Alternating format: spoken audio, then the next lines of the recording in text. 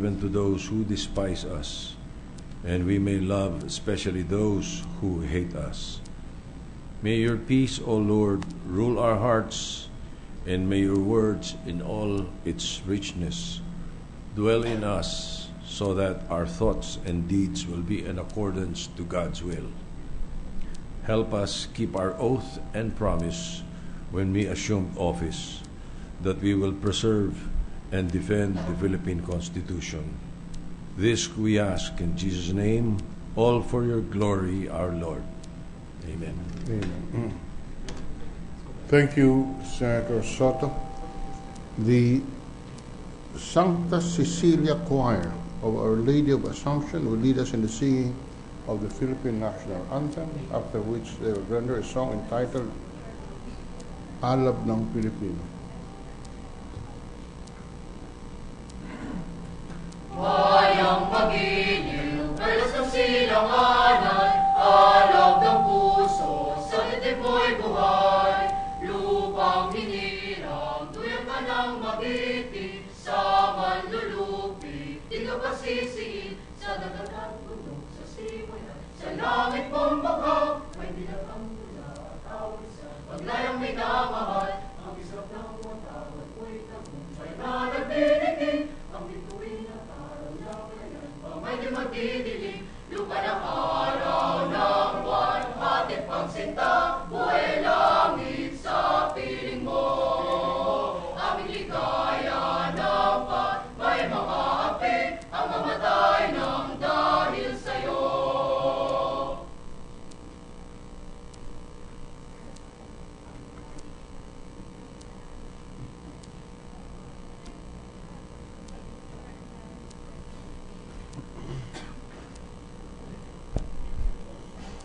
May alab ng giting, ikaw ang ilaw ng kalooban, ginising mo at kinalingaw.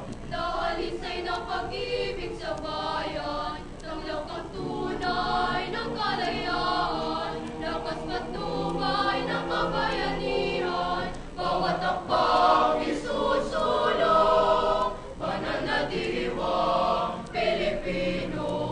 Panyata sa bayan ay kahusayan, pananagutan, ang kapatiran, kapayapaan, pagyayamanin sa puso ng lahat. May alam ng giting, ikaw ang ilaw ng kalooban, ginising mo at kinalingaw. Dahalisay na pag-ibig sa bayan, tanglaw kang tunay ng kalayaan, lakas patnubay ng kabayanihan, bawat akbang isusulong, banal na diwang Pilipino. Sa bayang sinisinta, dugo at buhay ay aming alay, kung tapang at katapatan, paglilingkod sa'yo ay laan, makataon, makabatalang, may paglingap sa kalikasan, bawat akbang isusulong, banal na diwang Pilipino. Bawat akbang isusulong, banal na diwang Pilipino.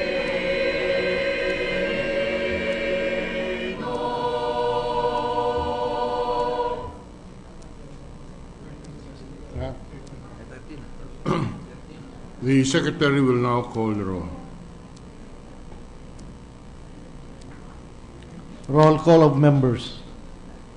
The Honorable Senators Angara, Aquino, Binay, Cayetano Alan Peter Compañero S., Cayetano Pia S., Defensor Santiago, Ejercito, Enrile, Escudero, Strada, Gingona, Unasan, Lapid, Legarda, Marcos, Usmeña, Pimentel, Po, Recto, Revilla, Soto, Trillanes, Villar, Senate President Drilon.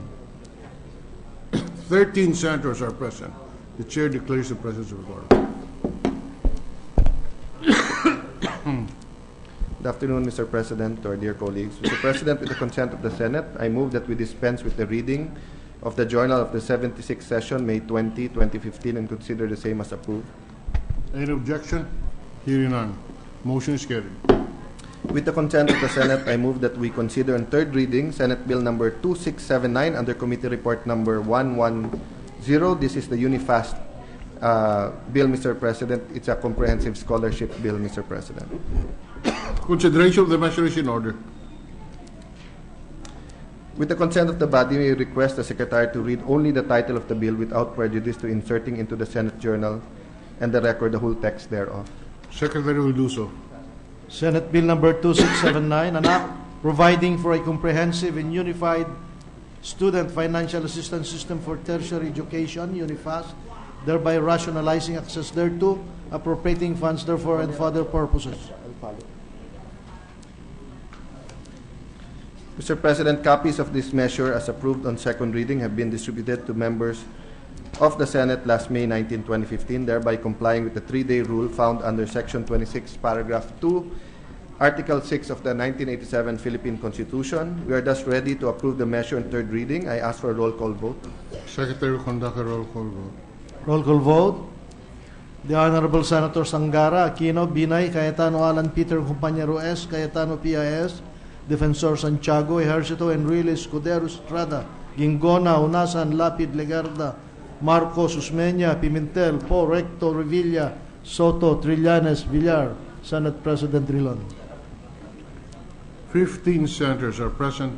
The chair declares the presence of a quorum. I'm sorry, 15 affirmative votes, no negative votes, no abstentions. Senate Bill 2679 is approved on third reading.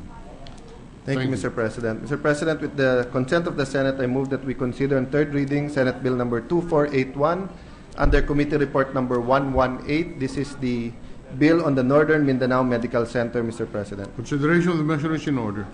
With the consent of the body, may I request the Secretary to read only the title of the bill without prejudice to inserting into the journal and record, into the Senate Journal and record the whole text thereof. Secretary will do so. Senate Bill number 2481, an act to improve the facilities of Northern Mindanao Medical Center, amending for the purpose Republic Act number 7938, appropriating funds therefore and for other purposes. Mr. President, copies of this measure as approved on second reading have been distributed to members of the Senate last May 19, 2015, in accordance with the 3-day rule found on Section 26, Paragraph 2, Article 6 of the 1987 Philippine Constitution. We are thus ready to approve on third reading. I ask for a roll call vote. Secretary will conduct the roll call vote. Roll call vote. The Honorable Senator Sangara, Aquino, Binay, Cayetano Alan, Peter Compañero S, Cayetano P.I.S., Defensor Santiago, Ejercito, Enrile, Escudero, Estrada, Gingona, Unasan, Lapid, Legarda, Marcos, Usmeña, Pimentel, Po, Recto, Revilla, Soto, Trillanes, Villar, Senate President Drilon. 15 affirmative votes, no negative vote, no abstentions. Senate Bill 2481 is approved on third reading. Thank you, Mr. President. With the consent of the Senate, I move that we consider on third reading House Bill number 1248 under Committee Report number 131. This is the bill on the renaming of Gubat District Hospital, Mr. President. Any objection? Hearing none, so carried. With the consent of our colleagues, may I request the Secretary to read only the title of the bill without prejudice to inserting into the Senate Journal and record the whole text thereof. Secretary will do so. House Bill number 1248, an act changing the name of Gubat District Hospital to Salvador R. Encinas District Hospital in Gubat, Sorsogon. Mr. President, copies of this measure as approved on second reading have been distributed to the members of the Senate last May 19, 2015, thereby complying with the 3-day rule found under Section 26, Paragraph 2, Article 6 of the 1987 Philippine Constitution. We are thus ready to approve the measure on third reading. I move for a roll call vote. Secretary will conduct the roll call vote. Roll call vote. The Honorable Senator Sangara, Aquino, Binay, Cayetano Alan, Peter Compañero S, Cayetano P.I.S., Defensor Santiago, Ejercito, Enrile, Escudero, Estrada, Gingona, Unasan, Lapid, Legarda, Marcos, Usmeña, Pimentel, Po, Recto, Revilla, Soto, Trillanes, Villar, Senate President Drilon. 16 affirmative votes, no negative vote, no abstention. House Bill 1248 is approved on third reading. With the consent of the Senate, I move that we consider in third reading Senate Bill number 1386 under Committee Report number 71. This is the bill on the Public Employment Service Office, the PESO bill, Mr. President. Carried. With the consent of the body, may we request the Secretary to read only the title of the bill without prejudice to inserting into the Senate Journal and record the whole text thereof. Secretary will do so. Senate Bill number 1386, an act defining the role of the Department of Labor, Employment, DOLE, and the local government units, LGUs, and accredited non-governmental organizations, NGOs, in the establishment and operation of the Public Employment Service Office, PESO, and the operation of job placement offices in educational institutions, EIS, amending for the purpose sections 3, 5, 6, 7, and 9 of Republic Act number 8759, otherwise known as Public Employment Service Office Act of 1999. Mr. President, copies of this measure as approved on second reading have been distributed to the members of the Senate last May 19, 2015, thereby complying with the 3-day rule found under Section 26, Paragraph 2, Article 6 of the 1987 Philippine Constitution. We are thus ready to approve the measure in third reading. I ask for the roll call vote, Mr. President. The Secretary will conduct the roll call vote. The Honorable Senator Sangara, Aquino, Binay, Cayetano, Alan, Peter, Compañero S, Cayetano, Pia S, Defensor Santiago, Ejercito, Enrile, Escudero, Estrada, Gingona, Hunasan, Lapid, Legarda, Marcos, Usmeña, Pimentel, Po, Rector, Revilla, Soto, Trillanes, Villar, Senate President Drilon. 16 affirmative votes, no negative votes, no abstention. Senate Bill 1386 is approved on third reading. Mr. President, for the record, this is a bill authored by Senator Estrada, but it was shepherded by Senator Angara and sponsored on the floor. He's asking to be a co-author, and may I also attach my name as a co-author if there are no objections, Mr. President. Let it be reflected on the record. Thank you, Mr. President. With the consent of the Senate, I move that we consider on third reading House Bill number 4073 under Committee Report number 108. This is the bill granting Philippine citizenship to Farrell Eldrian Wu, Mr. President. So, approved. With the consent of the body, we request the Secretary to read only the title of the bill without prejudice to inserting into the Senate Journal and record the whole text thereof. Secretary will do so. House Bill number 4073, an act granting citizenship to Farrell Eldrian Wu.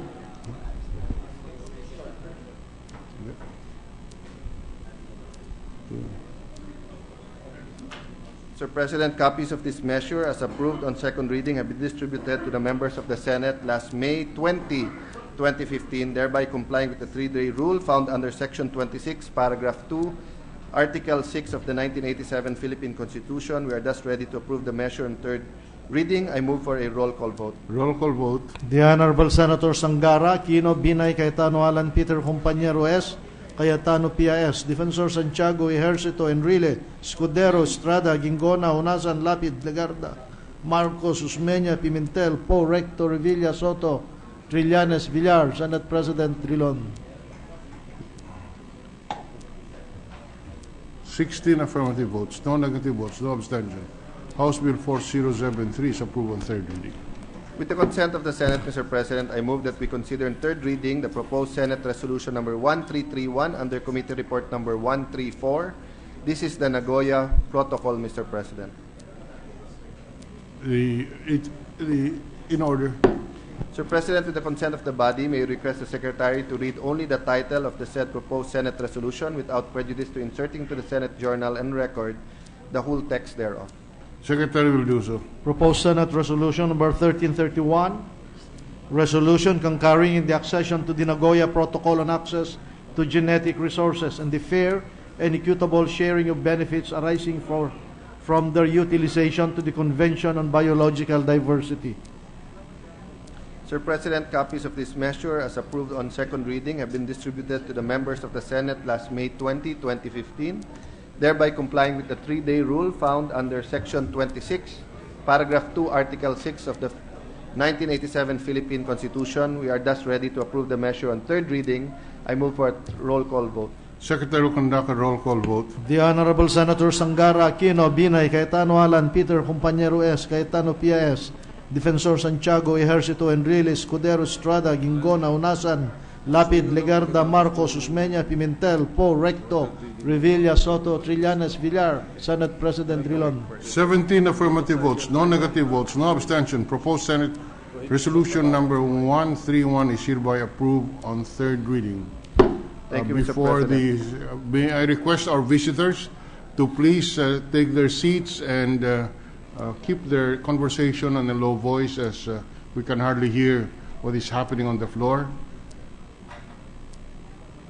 Thank you, Mr. President. With the consent of the Senate, I move that we consider in third reading proposed Senate Resolution 1332 under Committee Report number 135. This is the ratification of the agreement between the Republic of the Philippines and PEMSEA, Mr. President. In order. With the consent of the body, may we request the Secretary to read only the title of the proposed Senate resolution without prejudice to inserting into the Senate Journal and Record the whole text thereof. Secretary will do so. Proposed Senate Resolution number 1332, resolution concurring in the ratification of the agreement between the government of the Republic of the Philippines and the partnerships in environmental management for the seas of East Asia, PEMSE, establishing the PEMSE Resource Facilities Center. Sir President, copies of this measure, as approved on second reading, have been distributed to the members of the Senate last May 20, 2015, thereby complying with the 3-day rule found under Section 26, Paragraph 2, Article 6 of the 1987 Philippine Constitution. We are thus ready for approval of the measure on third reading. I ask for a roll call vote.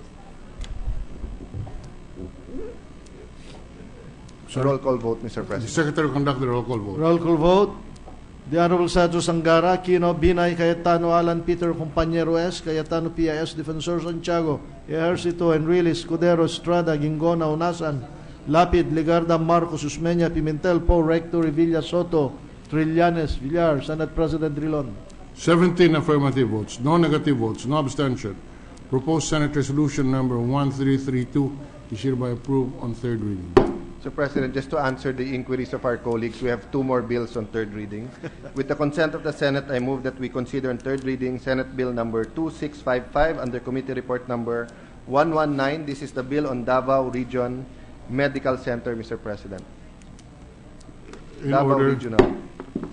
With the consent of the body, may I request the Secretary to read only the title of the bill without prejudice to inserting into the Senate Record and Journal the whole text thereof. Secretary will do so. Anak, Senate Bill number 2422. Mr. President, copies of the measure as approved on second reading have been distributed to the members of the Senate last May 21, 2015, thereby complying with the 3-day rule found under Section 26, Paragraph 2, Article 6 of the 1987 Philippine Constitution. We are thus ready to approve the measure on third reading. I move for a roll call vote. Secretary will conduct a roll call vote. Roll call vote on Senate Bill number 2655. The Honorable Senator Sangara, Aquino, Binay, Cayetano, Alan, Peter, Compañero S, Cayetano, PIS, Defensor Santiago, Ejercito, Enriles, Escudero, Estrada, Gingona, Honasan, Lapid, Legarda, Marcos, Usmeña, Pimentel, Poe, Recto, Revilla, Soto, Trillanes, Villar, Senate President Drilon. 17 affirmative votes, no negative votes, no abstention. Senate Bill 2655 is hereby approved on third reading. Thank you, Mr. President. With the consent of the Senate, I move that we consider on third reading Senate Bill number 2422 under Committee Report number 79. This is the bill on the Anti-Graft and Corrupt Practices Act, Mr. President. In order. With the consent of the body, may I request the Secretary to read only the title of the said bill without prejudice to inserting into the Senate Record and Journal the whole text thereof. The Secretary will do so. Senate Bill number 2422, an act increasing the prescriptive period for violations of Republic Act number 3019, otherwise known as the Anti-Graft and Corrupt Practices Act, from 15 years to 20 years, amending Section 11 thereof. Sir President, copies of the measure as approved on second reading have been distributed to the members of the Senate last May 21, 2015, thereby complying with the 3-day rule found under Section 26, Paragraph 2, Article 6 of the Philippine Constitution. We are thus ready to approve the measure on third reading. I move for a roll call vote. Secretary will conduct the roll call vote.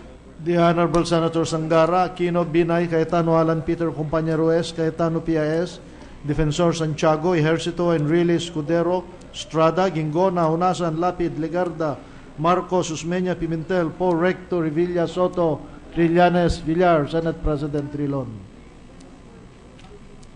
17 affirmative votes. No negative votes, no abstentions. Senate Bill 2422 is approved on third reading. Mr. President, before the reference of business, may I just manifest the co-authorship and co-sponsorship of Senate Bill number 2488 of Senator Honasan with the permission of the author, Senator Soto. For the yes, Mr. President, may we acknowledge the presence of and welcome to the Senate the 105 Bachelor of Science in International Relations students from the Mindanao State University. Can you rise and to be recognized and welcome to the Senate, please? The presence of the students of the Mindanao State University is made of record in today's session, and we welcome them to the Senate. Headed by, the students are headed by Ms. Fatima Maruhamsar. Welcome to the Senate. Mr. President, may we also welcome to the Senate Governor John Vic Remulla of the great province of Cavite. Governor John Vic Remulla is acknowledged, and his presence is made of record. We have Congressman John Ferrer also with us, our colleague. Congressman John Ferrer. And is Mayor recognized. Oni Ferrer, Mr. President. Mayor Oni Ferrer is recognized in today's session. Thank you, Mr. President. I move that we proceed with the reference of business. Secretary will read the reference of business. Messages from the House of Representatives. Letter from the House of Representatives informing the Senate that on 19 May 2015, it elected Representatives Sarmiento, Leonardia, Aco, Piap, and Mercado Revilla as conferees the Bicameral Conference Committee on Disagreeing Provisions of House Number 4462 entitled An Act Providing Measures to Ensure the Safety of Children Aboard Motorcycles, and Senate Number 2488 entitled An Act to Ensure the Safety of Children Aboard Two-Wheeled Motorcycles Traveling Along Public and Private Roads. Rules. Letter from the House of Representatives informing the Senate that on 12 May 2015, it adopted Senate Number 1281 as the House version of the measure. Archives. Letter from the House of Representatives informing the Senate that on 19 May 2015, it passed the following House bills in which it requests the concurrence of the Senate. House Number 1374, an act creating 2 additional branches of the Regional Trial Court of Batas Pambansa bilang 129, otherwise known as the Judiciary Organization of 1980 is amended, and appropriating funds therefore. Committee on Justice and Human Rights, Finance. House Number 2689, an act establishing a national high school in Barangay Concepcion 2 in the 2nd District, City of Marikina, to be known as SSS National High School, and appropriating funds therefore. Committee on Education, Arts and Culture, Finance. House Number 2986, an act declaring June 15 of every year a special non-working holiday in the municipality of Opol, province of Misamis Oriental, in commemoration of its founding anniversary, to be known as Araw ng Opol. Local Government. House Number 4478, an act declaring May 15 of each year as National Farmers and Fisher Folk Day.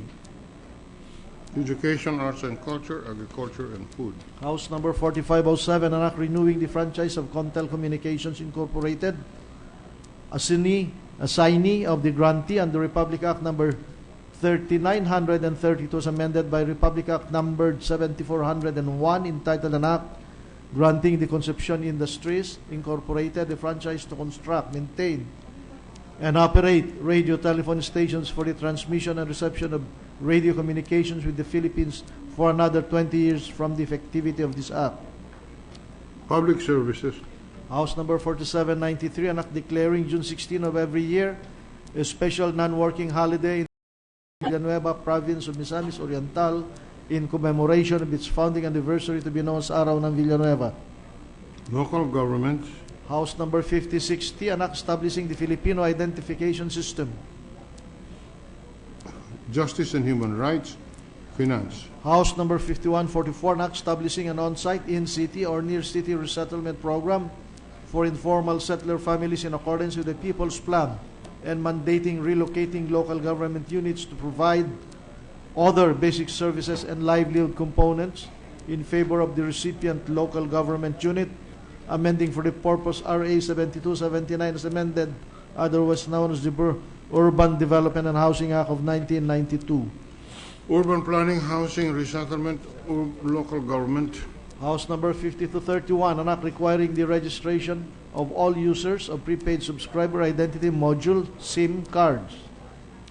Local public services, trade, commerce, and entrepreneurship. House number 51, 54, an act granting the people broadband and telecommunications, Trade, commerce, prohibiting anti-competitive abuse of dominant position and anti-competitive mergers and acquisitions, establishing the Philippine Competition Commission and appropriating funds therefore. rules, House number 5369, an act declaring January 23 of every year special non-working holiday in the province of Bulacan. local government, House number 5487, act providing for the establishment of the archipelagic sea lanes in the Philippine archipelagic waters, prescribing the rights and obligations of foreign ships and aircraft exercising the right of archipelagic sea lanes passage. foreign relations, House number 54, establishing the Southwestern Tagalog region to be known as the Mimaropa region.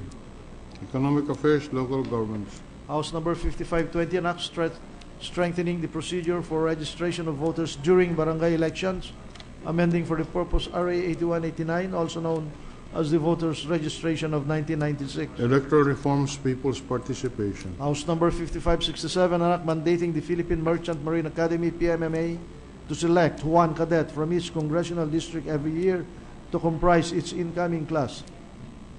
Education, arts, and culture.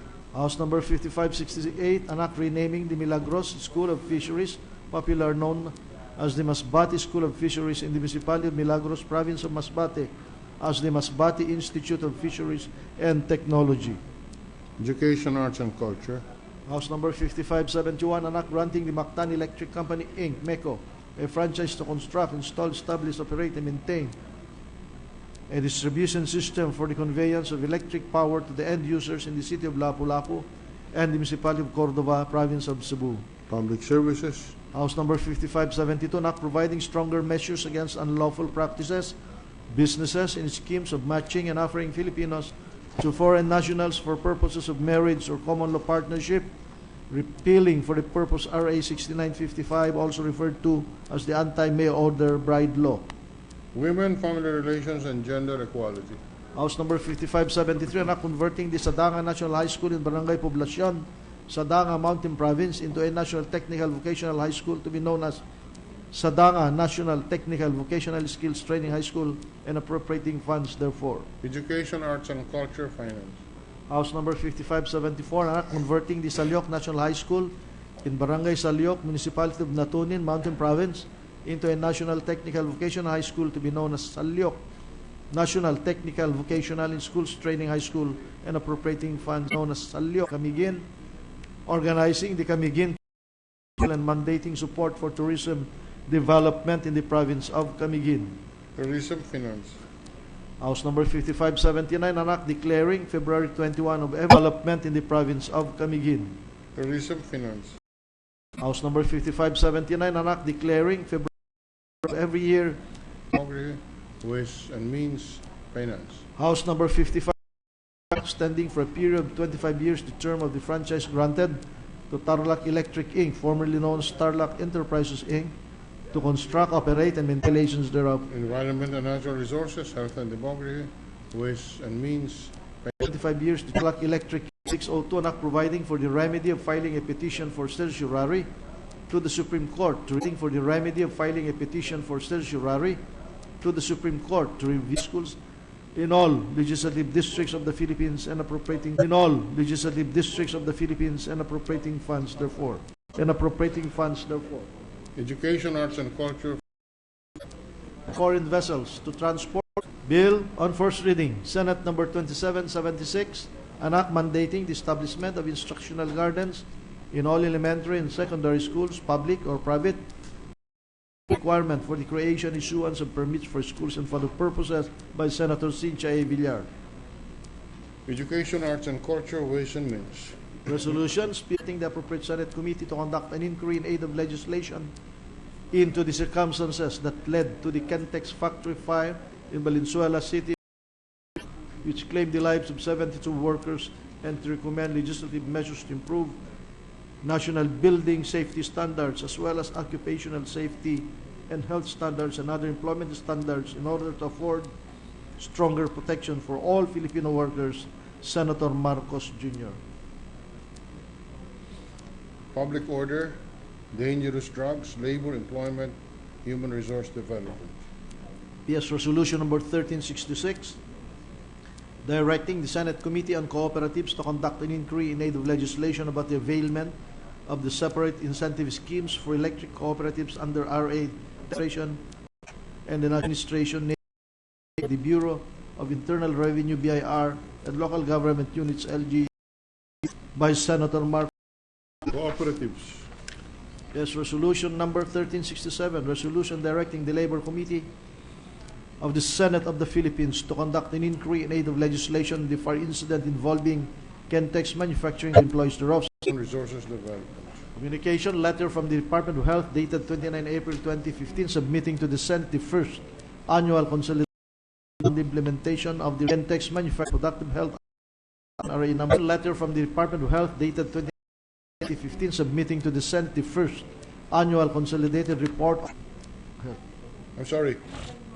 Finance on Senate number 2653 introduced by Senator Gingona III entitled Establishing a Comprehensive Philippine Plan of Action to Eliminate Tuberculosis as a Public Health Problem and appropriating funds therefore, recommending its approval without amendment, taking into consideration Senate number 711 and 1629, motion number 71, 582, and 890, and House number 5042, sponsor Senator Gingona III.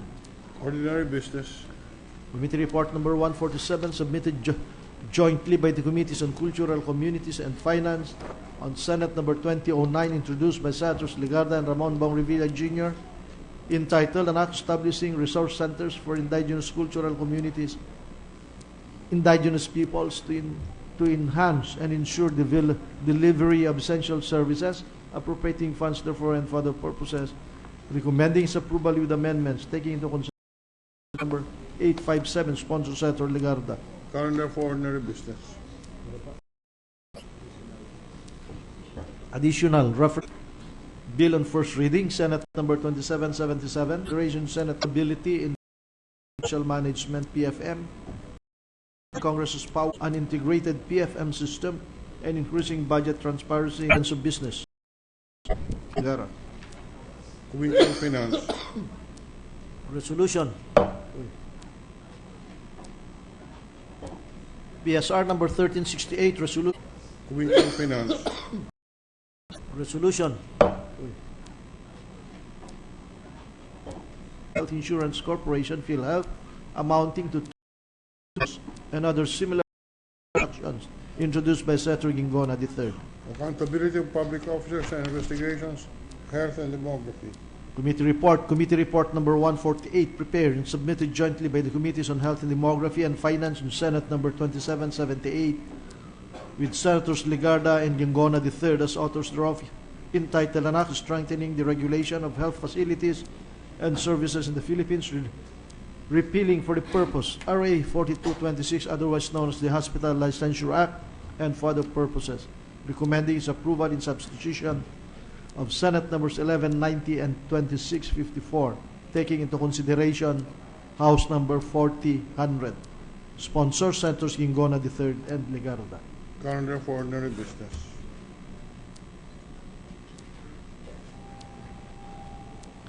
Super 107. Consideration and order. With the permission of the body, I move that the Secretary of the said measure to sponsor the said measure. Senator Pimentel is recommended.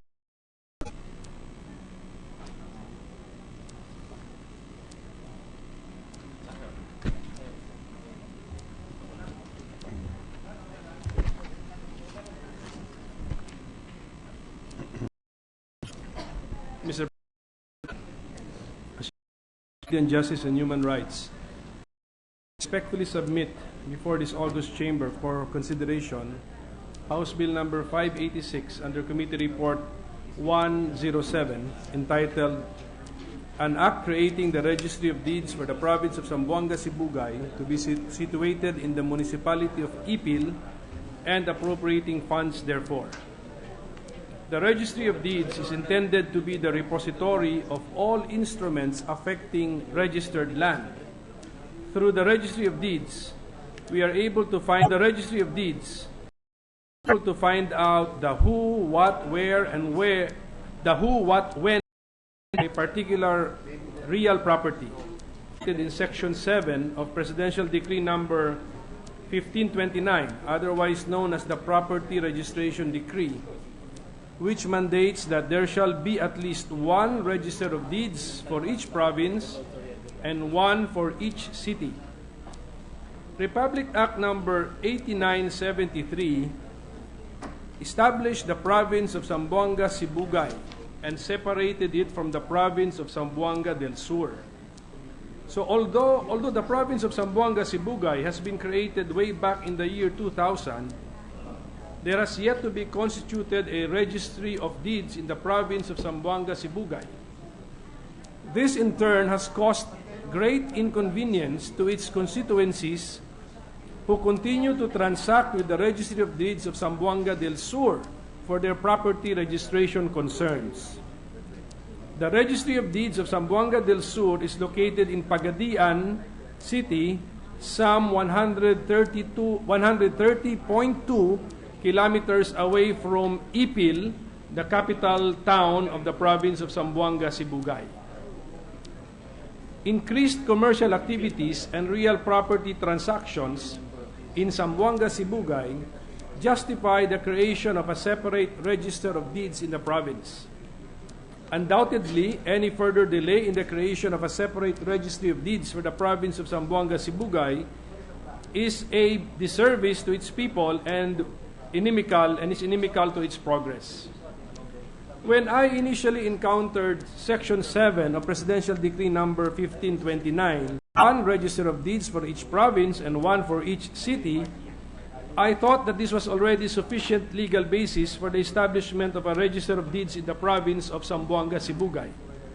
Apparently it is not, because no funds were ever appropriated for its establishment, notwithstanding the creation of the province of Zamboanga Sibugay way back in the year 2000 and the clear import of Section 7 of Presidential Decree number 1529.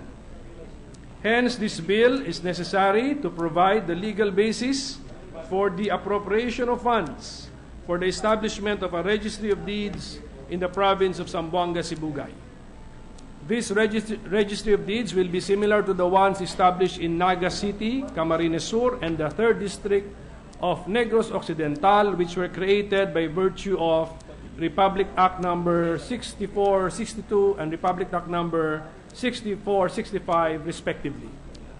It is hoped that by establishing a registry of deeds solely for the province of Zamboanga Sibugay, the people of the province transacting in real property will be greatly benefited and convenienced, thus improving, in a way, their quality of life. Hence, I urge the approval of this bill. Maraming salamat. Mr. President, I move that we open the period for interpellations. The chair has one or two questions. If the sponsor will yield. First, Yes, Mr. President. Mr. Sponsor, why does the Register of Deeds have to be a presidential appointee? The reason I'm asking that is in the bureaucracy, you have thousands of personnel who are presidential appointees. I was wondering why this cannot be appointed by the Secretary of Justice. That's a policy issue. Yes, Mr. President, and maybe the author of the bill just followed the general rule that the default appointing power would be the President. So we can really change it if you want a new policy, Mr. President. I'm just asking the sponsor what his view on this point is, because, as I said, the bureaucracy is full of presidential appointees, and reality is the President does not know who he or she is appointing as Register of Deeds. He relies on the recommendation of the Secretary of Justice. So is there a policy issue here that we should maintain that the Register of Deeds should be presidential appointee? We are checking, Mr. President, the two laws, the two Republic Acts I mentioned, 64, 62, just to make sure, and 64, 65. How the Register of Deeds were appointed in those laws, Mr. President. I suspect that they are also presidential appointees. That's correct. I have the same suspicion, Mr. President. But we're double checking. Yes. But in case our suspicion is confirmed, should we now change the rule?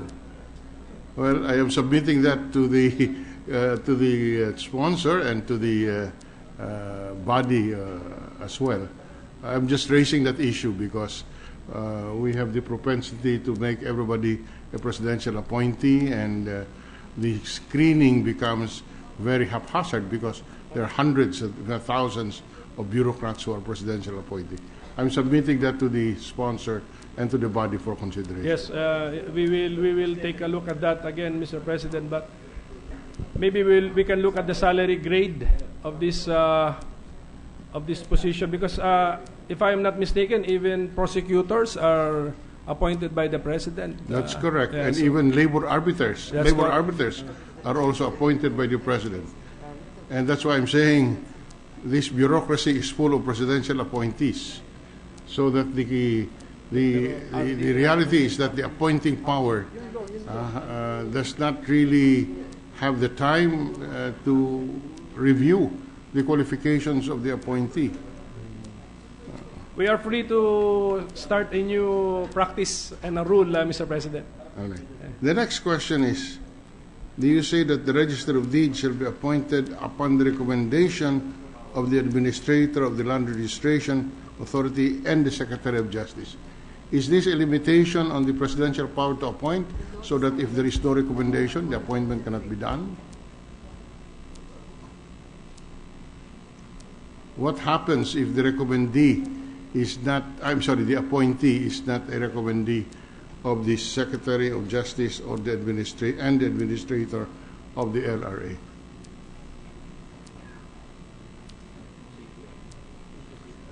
The Register of Deeds the potential Register of Deeds name must appear in a recommendation by the LRA Administrator and the Secretary of Justice, Mr. President. That is why the question that I raise is, number one, are we saying that the appointee who is not a recommendee of the LRA Administrator and the Secretary of Justice would render the appointment void?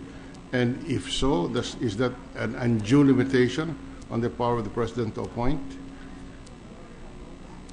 I believe, Mr. President, that by law, we can give the President the power to appoint in a law, and at the same time put conditions. Unless there is a clear, I am not aware of a constitutional provision which says that we cannot put some procedural requirements before before the President can exercise his power to appoint, Mr. President. The view of the chair is that the law can impose the qualifications of the appointee, but to limit the President's choice to those recommended by the Secretary of Justice and the LRA, to me raises questions on the limitation, undue limitation on the power of the President to appoint. In fact, such limitation is recognized only where it's provided in the Constitution, like in the case of the appointees to the courts. The Judicial and Bar Council provides for nomination of 3, and outside of those, the President cannot appoint. Now, the question I raise is, can that kind of constitutional limitation on the power of the President to appoint be also provided in an ordinary legislation? I do not need the answer now, but maybe the sponsor can take a look at that before we put this again on the floor. Yes, Mr. President, we will look at that constitutional angle, Mr. President. Okay. Back to your first question, Mr. President. as to why the Register of Deeds must be a presidential appointee. And I mentioned in my speech Republic Act 6465, which established the Office of the Register of Deeds for the 3rd Representative District of Negros Occidental, with a permanent office in Himamaylan, Negros Occidental. The law is silent as to who shall appoint. Oh, okay. And therefore, I'm sure it was the President who appointed. That's correct. Because the appointing authority rests in the President. But there is no prohibition to naming a subordinate as the appointing authority. General rule, it's a President. And if the law is silent, the President. power belongs to the President. That's correct. But by law, we can designate another official to do it. But this will be a special register of this, because his colleagues will be all presidential appointees, Mr. President. We have to start somewhere. Yes, sir. Anyway, Policy anyway, decisions, sir. What the chair is just saying is maybe the sponsor can review that policy, recommend at the appropriate time during the debates and the amendments, Yes, sir. whether we'll retain that policy. And secondly, on the matter of limiting the President's appointment to those recommended by the Secretary of Justice. With that, Mr. Majority Leader, Mr. the President, Chair. I move that we suspend consideration of House Bill 586 under Committee Report Number 107. So suspended. Mr. President, I move that we transfer Senate Bill Number 2653 under Committee Report Number 146 from the calendar for ordinary business to the calendar for special orders. So ordered. With the consent of the Senate, I move that we consider Senate Bill 2653 under Committee Report Number 146. Consideration is in order. With the permission of the body, I move that the Secretary read only the title of the said measure. Secretary will read the title of the measure. An act establishing a comprehensive Philippine plan of action to eliminate tuberculosis as a public health problem and appropriating funds therefore. Mr. President, I move that we recognize Senator Gingona to sponsor the said measure. Senator Gingona is recognized to sponsor the measure. Agreed. Thank you, Mr. President. Mr. President, distinguished colleagues, the enactment of this measure comes at an auspicious time, considering that the World Health Organization has recently recalibrated its strategy in curbing tuberculosis, TB prevalence, from mere control to elimination, while effective diagnosis and treatment have resulted in the decline of new cases. Tuberculosis remains one of the world's deadliest communicable diseases. In the Philippines, the burden of TB is still very high, with over 430,000 new cases occurring every year, according to the Department of Health. Given that the deaths from TB are preventable, the Philippine death toll from the disease of 27,000 annually remains unacceptably high. In response to the emerging threats brought about by the TB disease, this bill was crafted to provide the establishment of a Philippine plan of action to eliminate tuberculosi. This measure empowers the regional health centers in the delivery of health services to eliminate TB through the provision of free laboratory services and by ensuring the adequate supply of drugs to patients for free. It provides for the conduct of research to generate evidence for responsive policies and programs, training of health professionals to provide. Important provision of the bill is the regulation and sale of the use of TB drugs, where the Food and Drug Administration will be tasked to strengthen its implementation of no prescription, no anti-TB drugs, and to ensure the quality of TB drugs distributed in the market. Lastly, the bill requires PhilHealth, as far as practicable, to expand its benefit package for TB patients to include not only new cases, but failure cases, relapse cases, and return after default cases. In view of the foregoing, the immediate passage of this proposal is earnestly sought. Thank you, Mr. President.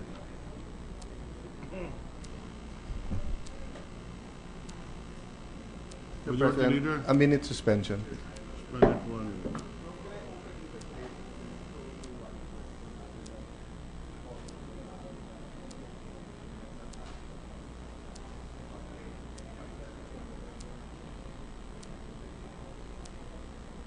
Mr. President, ready to resume. Session is resumed. Mr. President, may I ask that I move that we open the period for interpellation. Period for interpellation is in order. Mr. President, with the permission of the gentleman and the sponsor, may I just throw him a situation and ask him to answer it when we resume consideration of the bill? May the... Sir, most certainly, Mr. President. Thank you. Sir President, recently, for those of us who have not only national constituencies but also local constituencies, medyo madalas po may lumalapit sa atin para sa gamot, no? And I got surprised because marami pa rin lumalapit for tuberculosis, samantalang we do have a national program to eliminate tuberculosis, yung DOTS, no? But I was told that it has been absorbed by the PhilHealth, but then does PhilHealth now cover the 6-month medical treatment for tuberculosis? Now, so I haven't gotten an answer from that. And although I have gotten answers, partial answers from DOH and PhilHealth, still there are many tuberculosis patients who are looking for medicine. So I do not understand how that situation could arise when under the DOTS program, dapat kompleto ng libre yung gamot. Bakit nung nagkaroon ng PhilHealth, ngayon naghahanap sila ng gamot? So may I just throw that question to our good chairman of the Committee on Health, chairperson, and maybe he can find out from both the DOH and PhilHealth how it works, no? So that we can also inform our constituents and the public. Yes, Mr. President, we will give an adequate response. Thank you, Mr. President. And with that, I move that we suspend consideration of Senate Bill number 2653 under Committee Report number 146. So suspended. Mr. President, I move that we transfer House Bill number 3750 under Committee Report number 126 from the calendar for ordinary business to the calendar for special orders. So transferred. With the consent of the Senate, I move that we consider House Bill 3750 under Committee Report number 126. In order. With the permission of the body, I move that the Secretary read only the title of the said measure. House Bill number 3750, an act separating the city of Batangas from the 2nd Legislative District of the province of Batangas to constitute the lone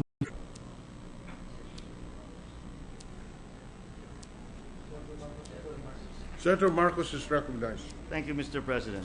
Mr. President, distinguished colleagues, I have the honor to report to the Senate Committee Report number 126 containing House Bill number 3750 with amendments, which seeks to reapportion the province of Batangas into 6 legislative districts.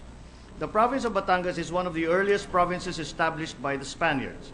It is a first-class province and one of the most popular tourist destinations near Metro Manila.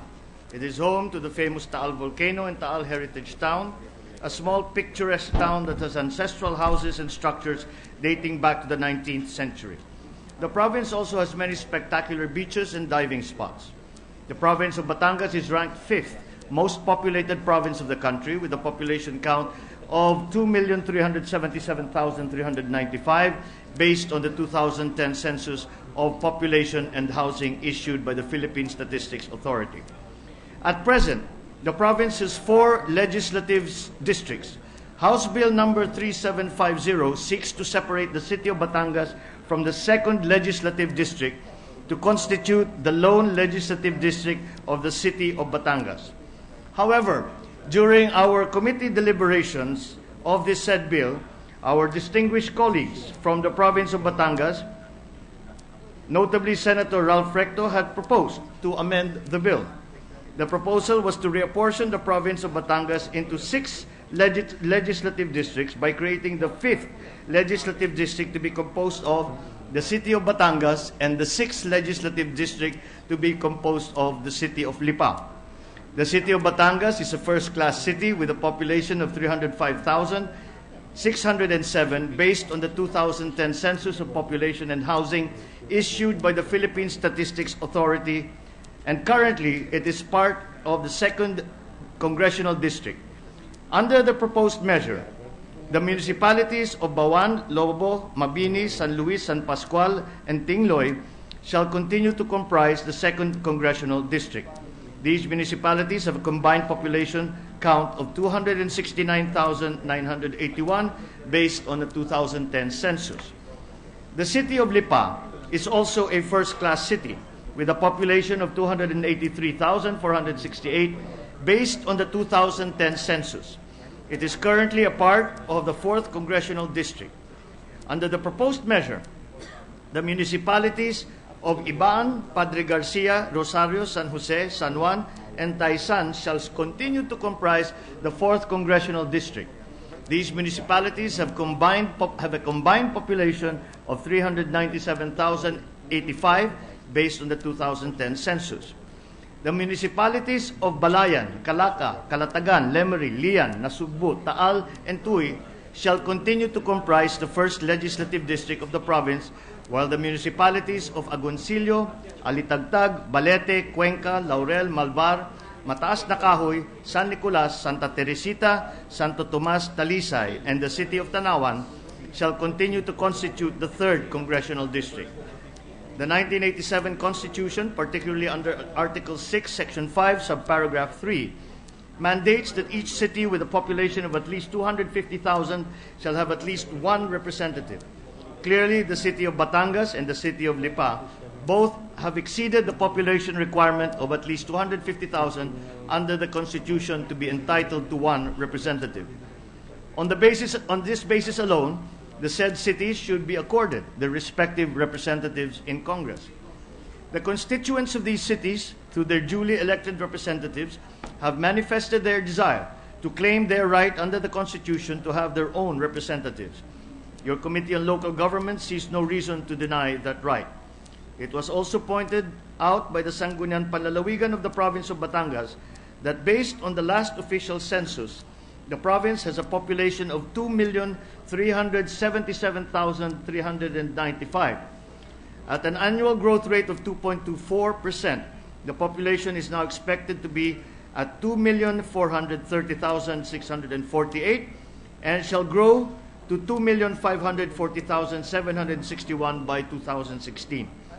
This makes the province of Batangas one of the biggest provinces in terms of population. Thus, with only 4 legislative districts at present, the province is clearly underrepresented in the House of Representatives.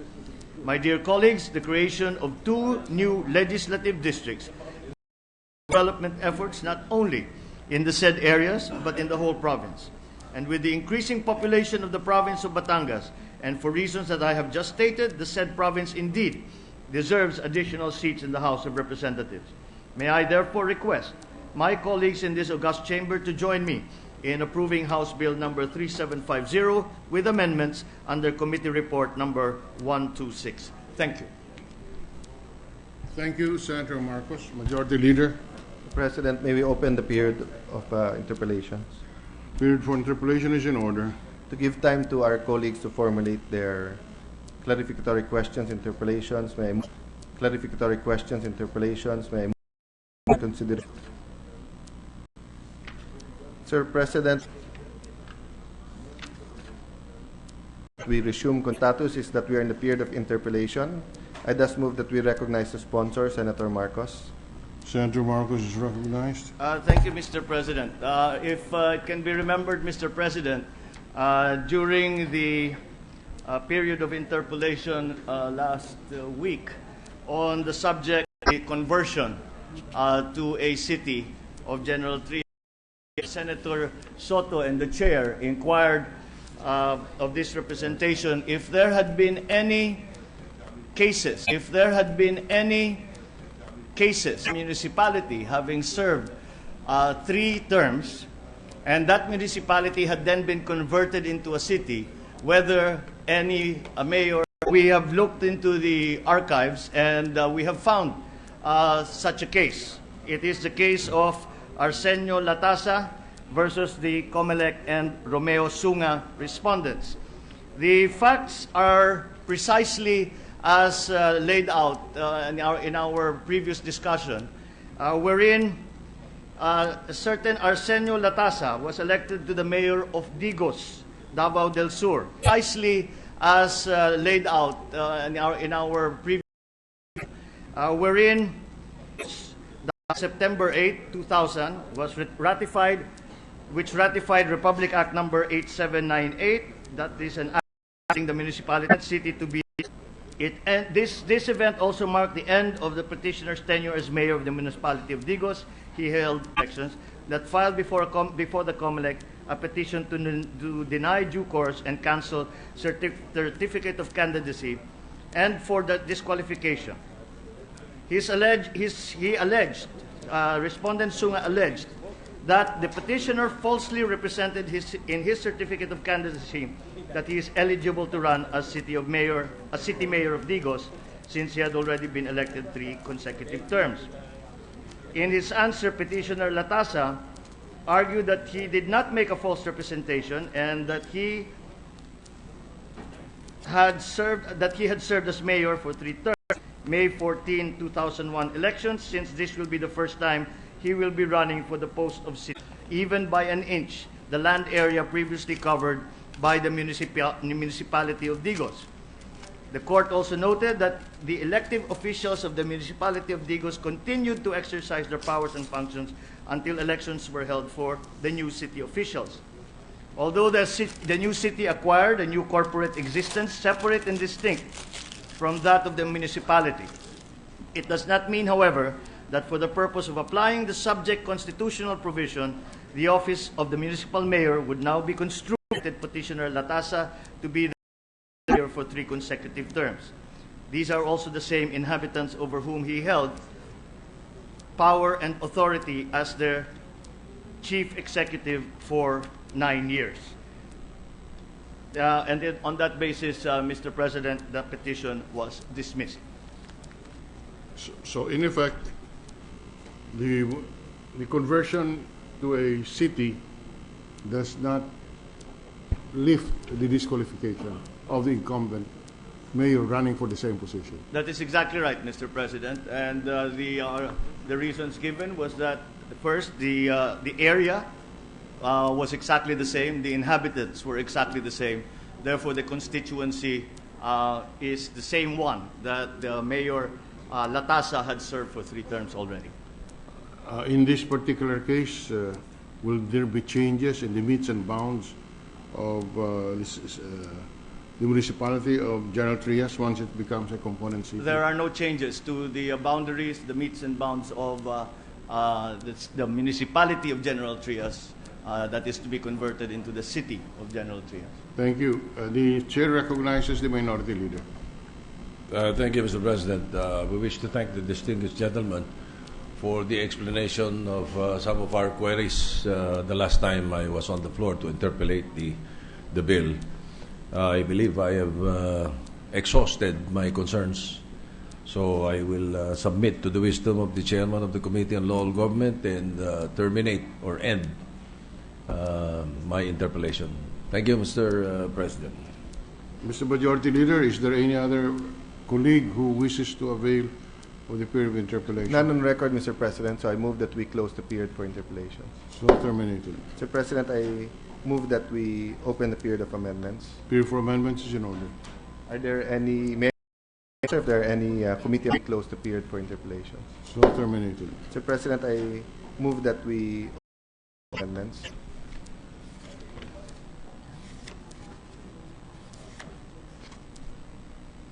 May I proceed, Mr. President, with Please the proceed, committee yes. amendments? On page 6, line 15, after the word employees, insert the phrase whose salaries and wages are wholly or mainly paid out of city funds and. Any objection? Hearing none, approved. On the same page, line 27, delete the word office and in lieu thereof, insert the phrase city hall. Any objection? Hearing none, approved. On page 8, line 23, the word powers, after the word powers, insert the phrase provided for under the Local Government Code of 1991 as amended. Any objection? Hearing none, approved. On page 9, line 2, after the word including, insert the phrase provincial officials and. Approved. So moved. On the same page, line 3, after the word city, insert the phrase at such time and place and. So moved. Any objection? Hearing none, approved. On the same page and line, remove the letter S in the word subjects. So moved, Mr. President. Approved. On the same page, line 16, between the article the and Hearing none, approved. on the same page, line 20, after the word Approved. on, as provided for under the Local Government Code of 1991 as amended. So moved. Approved. On page 10, line 10, after the word approval, initial. So moved. Approved. On the same page and line, after the word offices, delete the punctuation mark period, and in lieu thereof, insert the conjunction and. So moved. Approved.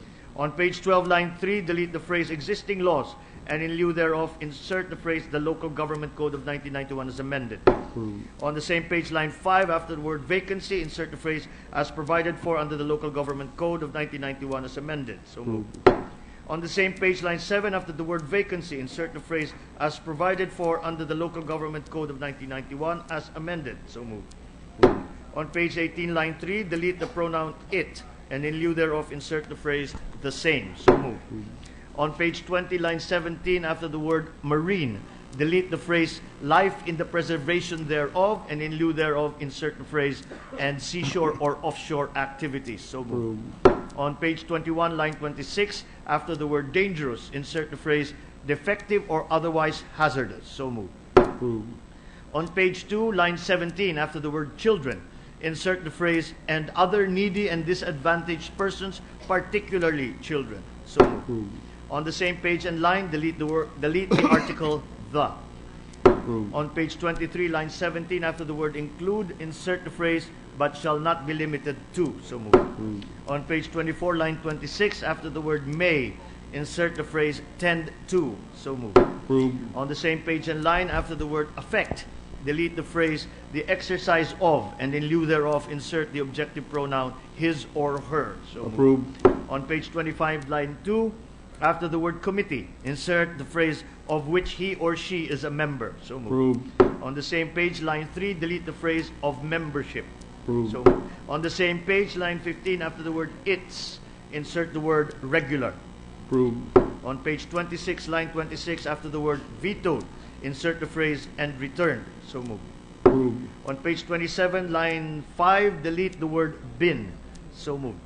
Approved. On the same page and line, after the word signed, insert the word it. So moved. Approved. On page 32, line 13, delete the word including, and in lieu thereof, insert the phrase such as but not limited to.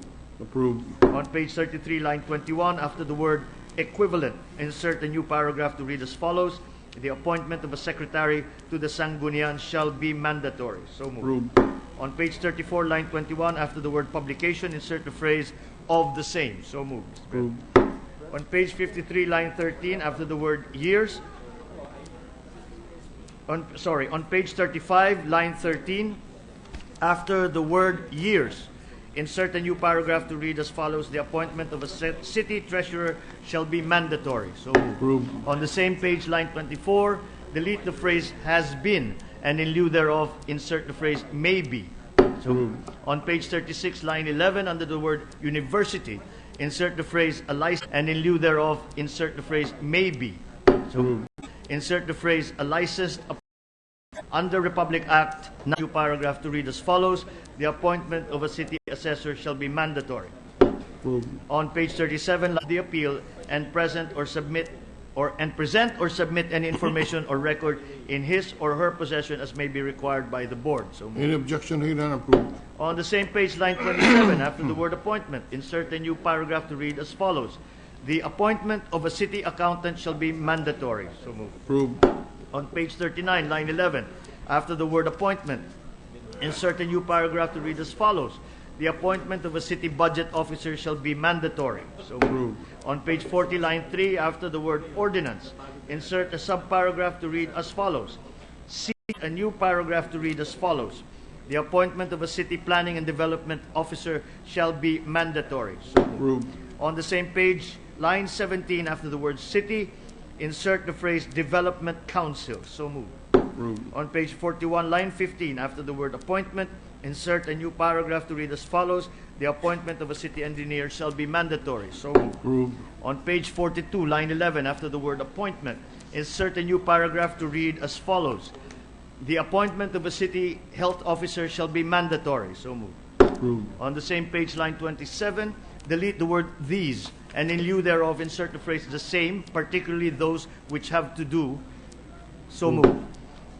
On page 43, line 17, delete the word local, and in lieu thereof, insert the word lodging. So moved. On the same page, line 25, after the word calamities, delete the punctuation mark period, and in lieu thereof, insert the punctuation mark semicolon and the conjunction and. So moved. Approved. On page 44, line 6, after the word appointment, insert a new paragraph to read as follows. The appointment of a city civil registrar shall be mandatory. So moved. Approved. On the same page, line 11, delete the phrase omnibus election code, and in lieu thereof, insert the phrase civil code. So moved. Approved. On the same page, line 17, delete the phrase management and administration related, and in lieu thereof, insert the phrase civil registry. So moved. Approved. On page 45, line 1, after the word registrar, insert the word general. So moved. Approved. On the same page, line 9, delete the phrase National Statistics Office, and in lieu thereof, insert the phrase Philippine Statistics Authority, open parenthesis, PSA, close parenthesis. So moved. Approved. On the same page, line 11, after the word General Trias, delete the punctuation mark period, and in lieu thereof, insert the punctuation mark semicolon and the conjunction and. So on the same page, line 21, after the word appointment, insert a new paragraph to read as follows. The appointment of a city administrator shall be mandatory. So on page 47, line 2, after the word appointment, insert a new paragraph to read as follows. The appointment of a city legal officer shall be mandatory. So on page 48, line 28, before the word licensed, insert the word duly. Line 28, insert a new paragraph to read as follows. The appointment of a city social welfare and development officer shall be mandatory. So on page 50, line, the appointment of a city social welfare and development officer shall be mandatory. So on page 50, line 3, after the word support, insert the word youth. So on the same page, line 2, line appointment, insert a new as follows. The appointment general implement, delete the word these, and in lieu thereof, insert the phrase the same, particularly those which have to do. So moved, Mr. President. Approved. On page 53, line 3, after the word government, insert a new subparagraph to read as follows. 6. Recommend to the city mayor the reasonable rental rates of private properties which may be leased for the official use of the local government units, and renumber the succeeding subparagraphs accordingly. So moved. On the same page, line 17, after the word structure, insert the phrase and the orderly and sanitary cleaning up of waste. So on page 54, line 4, after the word appointment, insert a new paragraph to read as follows. The appointment of a city environment and natural resources officer shall be optional. So moved, Mr. President. On the same page, line 10, after the word provide, insert the word technical. So moved. On the same page, line 16, delete the word these. In lieu thereof, insert the phrase the same, particularly those which have to do. So moved, Mr. President. On the same page, line 28, after the word balance, insert a new subparagraph to read as follows. 7. Promote the small-scale mining and utilization of mineral resources, particularly mining of gold, and renumber the succeeding subparagraphs accordingly. So moved, Mr. President. Approved. On page 55, line 19, after the word appointment, insert a new paragraph to read as follows. The appointment of a city architect shall be optional. So moved. Approved. On page 56, line 2, delete the word these, and in lieu thereof, insert the phrase the same, particularly those. So moved. On appointment, the city information officer shall be optional, coterminous with that of his or her appointing authority. So moved, Mr. President. Approved. On the same page, line, the word by, and in lieu thereof, insert the preposition to. So moved. Approved. On page 58, line 22, after his or her appointing authority. So moved. Approved. And in lieu thereof, insert the phrase, the same, particularly those which have to do. So moved, Mr. President. Approved. On the same page, line 6, after the word programs, insert the phrase, and projects. So moved, Mr. President. Approved. On page 60, line 8, after the word appointment, insert a new paragraph to read as follows. The appointment of a city population officer shall be optional. So moved, Mr. President. Approved. On the same page, line 19, delete the word these, and in lieu thereof, insert the phrase, the same, particularly those which have to do. So moved, Mr. President. Approved.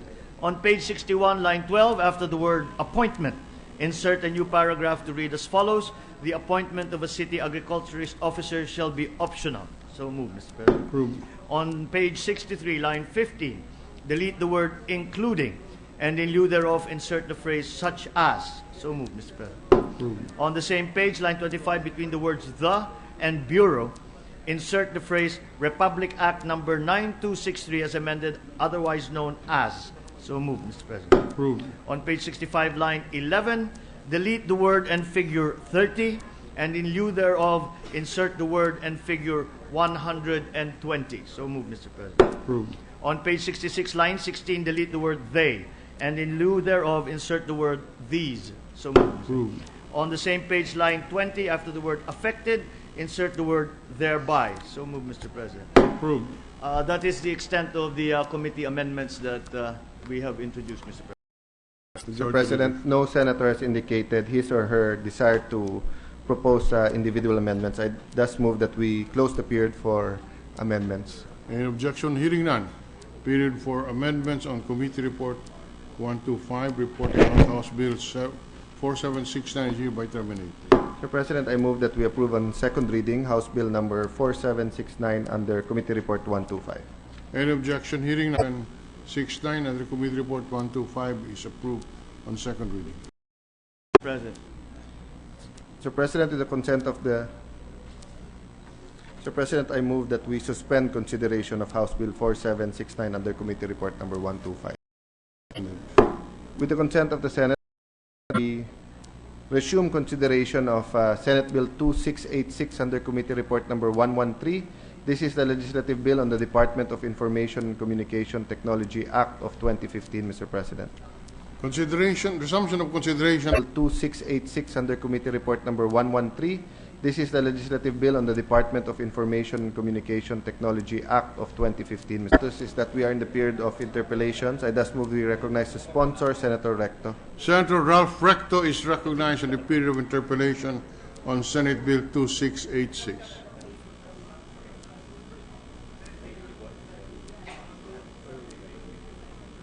Ready, Mr. President. On Senate 686.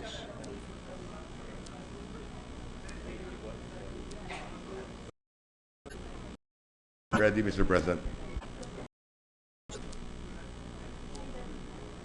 Mr. President, we are in the period of interpellation, and last week, Senator Miriam Defensor Santiago communicated that she does have some questions, and I think Senator Recto is ready to answer those questions.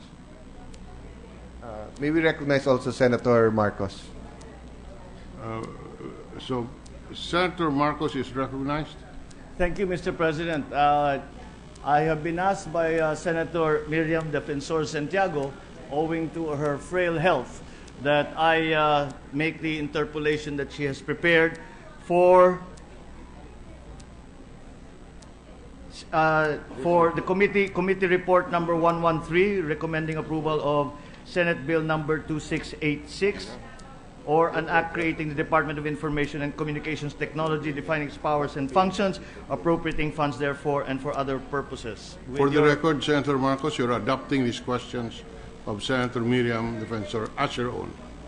Yes, Mr. President. Thank you. Please proceed. Thank you, Mr. President. With the indulgence of the sponsor, I would like to make some to conduct an interpolation of Senator Recto. Willingly, Mr. President. What is the legislative intent for the creation of a separate Department of Information and Communications Technology with powers and functions, most of which are already undertaken by various existing government agencies. Mr. President, in simple language, there is a need to create a Department of Information Communication Technology, especially in this digital age, to improve the competitiveness, productivity of Filipinos, to provide for e-government solutions so that government services could be delivered online and for cybersecurity purposes, Mr. President. Thank you. Of agencies listed in Section 16A to the proposed DICT, the DICT, the powers and functions of, are we not perhaps creating overlaps in the mandates of offices? Is there not a danger in forcing a unified ICT solution for a radically diverse range of governmental ICT? I do not expect any overlapping. In fact, we are merging many offices into the DICT. I'm looking for the powers and functions in the bill, Mr. President. It is found in Section 6. We've divided it into 4: policy and planning, improve public access, resource sharing and capability building, consumer protection, and industry development.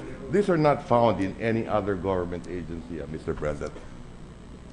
Let me also remind the interpolator that since he is using the questions of Senator Miriam Defensor Santiago, most of these are found in the bill that she has filed, referred to the committee, Mr. President. Senator Defensor Santiago has introduced Senate Bill number 53, which we have incorporated in the said measure, and in the said bill of Senator Miriam Defensor Santiago, Part 4 is the creation of Department of Information and Communication Technology. Thank you, Mr. President. What is the e-government fund mentioned in Section 15? Yes. What kinds of support and co-finance projects will it fund?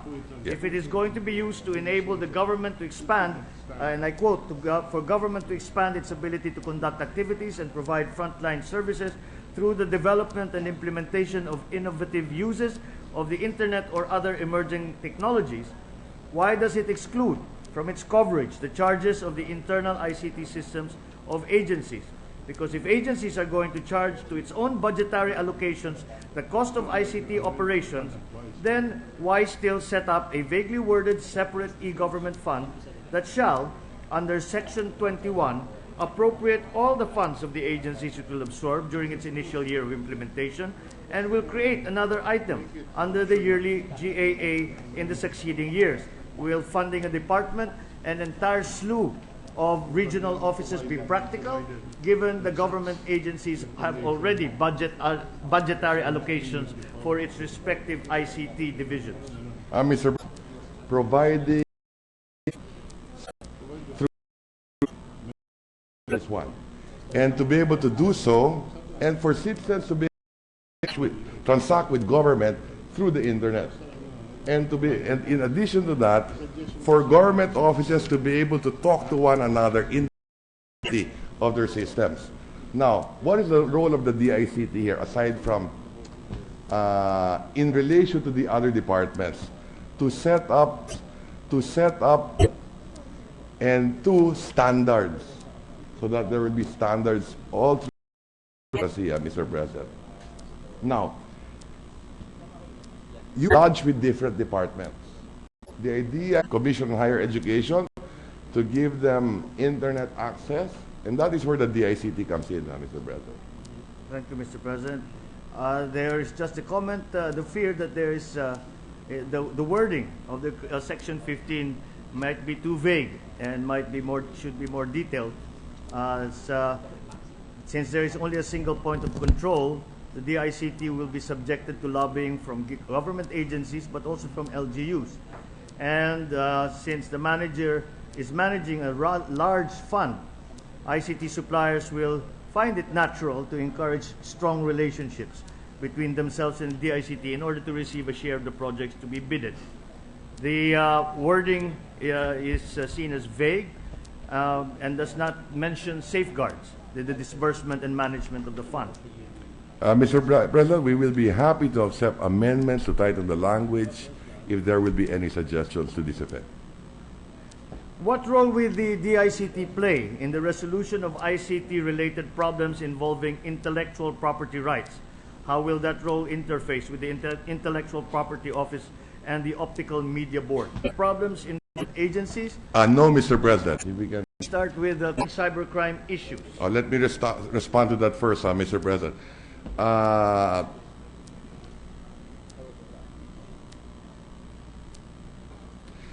We have a law on the National Privacy Commission. In fact, we created the National Privacy Commission.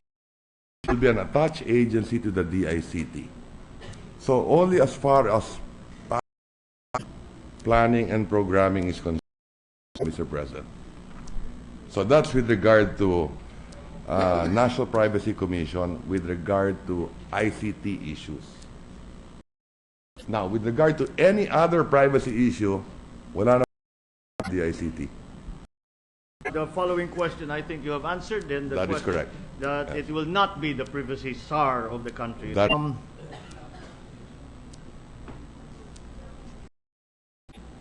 How will the DICT ensure the security of critical ICT infrastructures in the given the existing ICT systems already operating within governments and amongst Very good question, Mr. President. privacy czar? That is correct.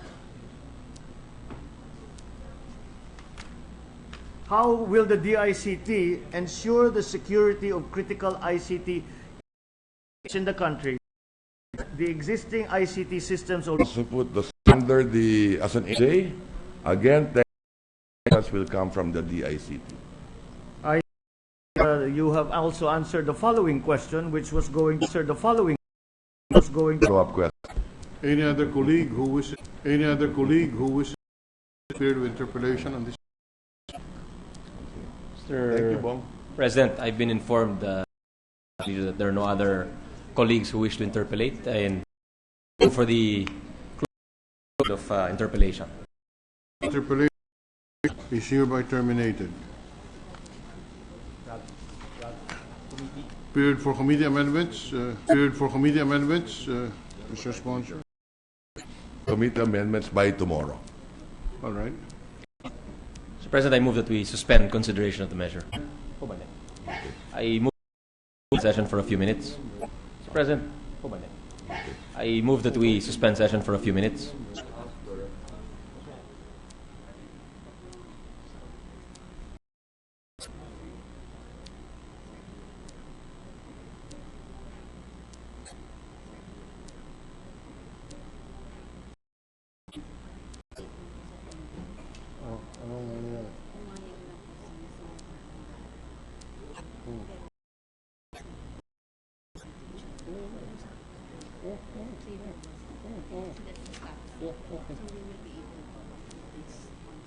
Okay.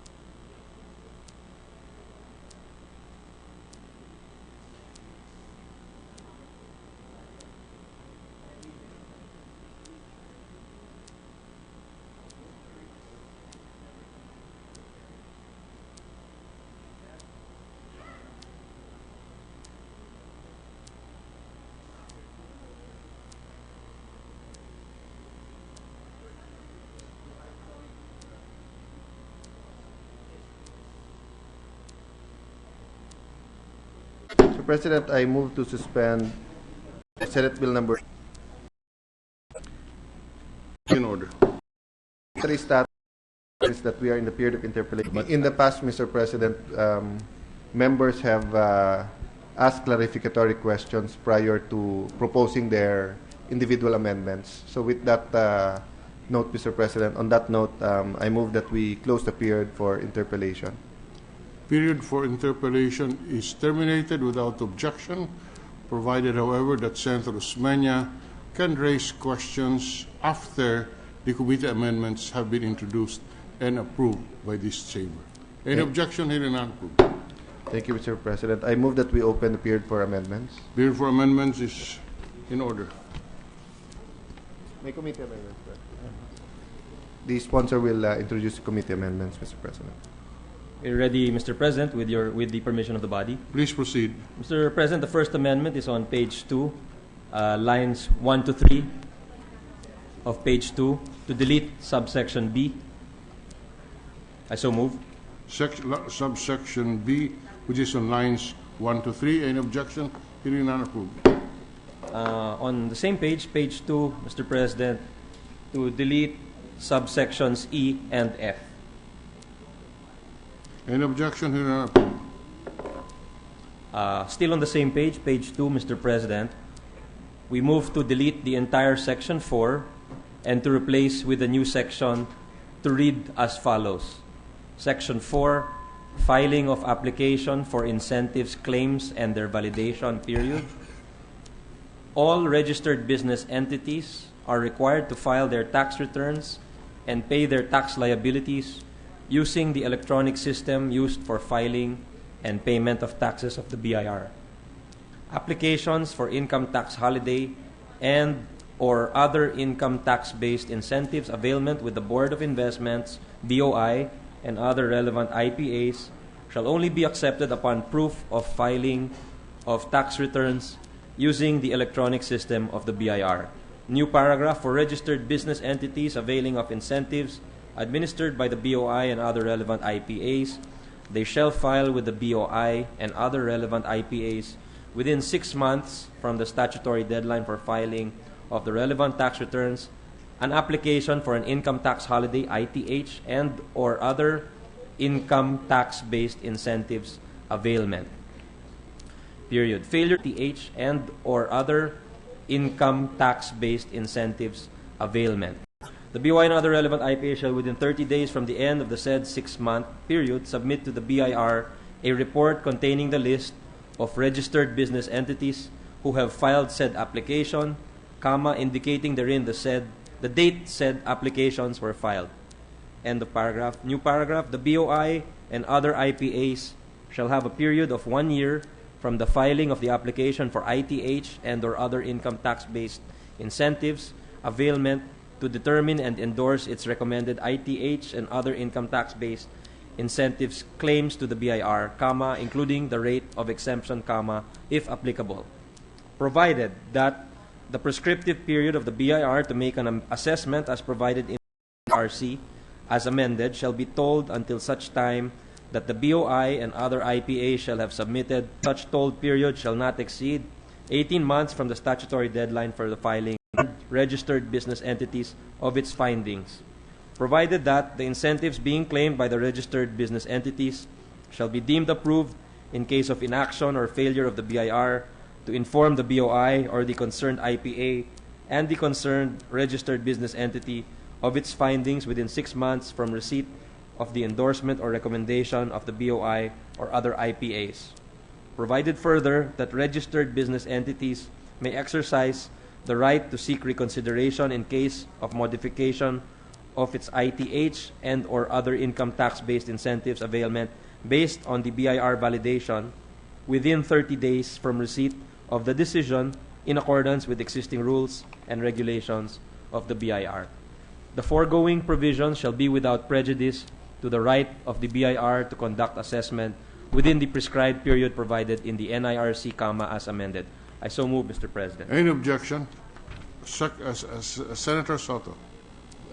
Not as an objection, Mr. President, but I wish that in the future or next time, if such a lengthy amendment is being proposed, may we have a copy or a copy of the proposed amendment? Yes.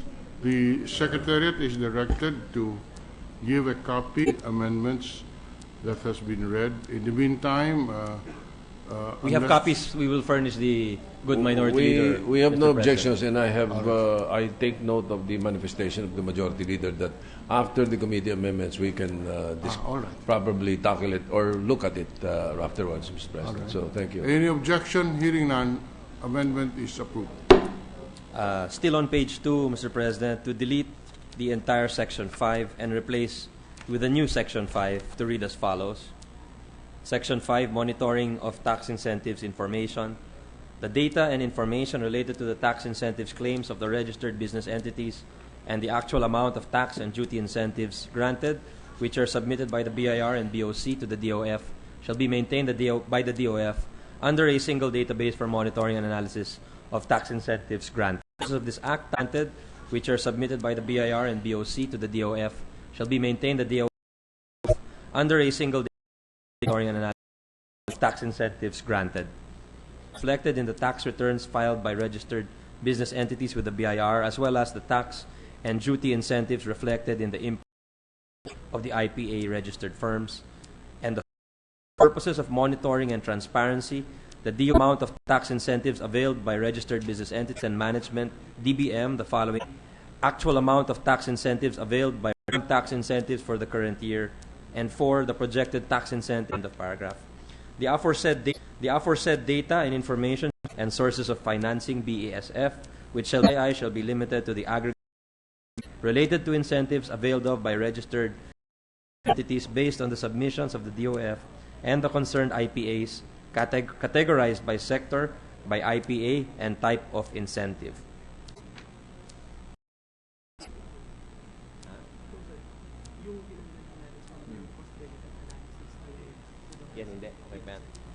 I continue, Mr. President. We furnish the chairpersons of the committees on Ways and Means and committees on Economic Affairs of both houses of Congress, the chairperson of the Committee on Trade and Commerce of the Senate, and the chairperson of the Committee on Trade, Commerce, and Entrepreneurship of the House of Representatives. End of paragraph.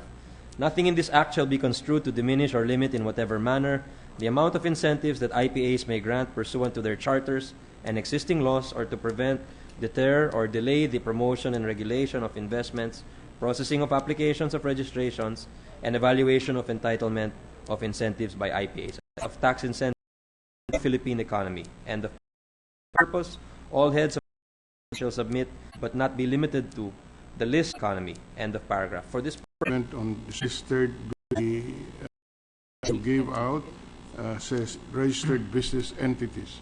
They're the entities, same. I meant to say entities, Mr. For the correction, yeah. Entities. Yes, All right. it should be entities, Mr. President. All right. Any objections? The out says registered Entities, Mr. President. Entities Thank you is- for the correction, yeah. entities. Without just formation as required.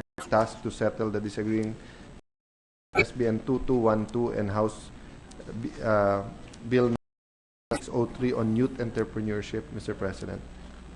All right. Senator Angara is so replaced as moved by the majority leader. Upon As a consultation member with, of the bicameral Yes. conference committee. Mr. President, we have another By administrative, the majority leader. upon As a consultation member with, of the Yes. conference committee. Mr. President, we have another administrator has approved the primary punishment on children. I so move, Mr. President. But just for the record, this is consistent with the rules of the Senate. Yes, Mr. President. Such being the case, is there any objection? Hearing none, approved. On the corporate on I so move, Mr. President. But just for the consistent with the rules of the Senate. Yes, Mr. President. There be such being the case, is there any objection? Hearing none, approved.